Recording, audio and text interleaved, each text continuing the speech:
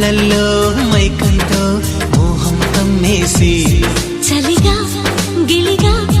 తొలిగా త్వరగా అటుగా ఇటుగా మరి నువ్వే నాకు ముద్దిస్తావని తడివేదాలు ముద్దిస్తావని నమ్మడానికి ఎంత బాగుందో నీకోసం రెక్కల గుర్రం ఎక్కి వస్తానని